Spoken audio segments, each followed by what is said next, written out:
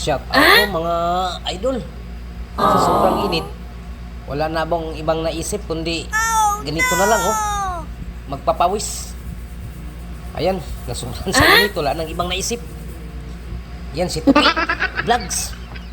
Yan mga idol tingnan yung mga idol. Shout out Luzon, Visayas, Mindanao. Inom lang tubig tayo araw-araw mga idol. Ang payo ng doktor,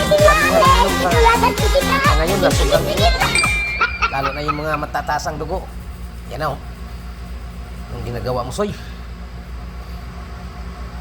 Sobrang init iba na naisip niyan, ensayo na nagpa-hairstyle na naman kainit na yan. Wow! Mga maisip na yun.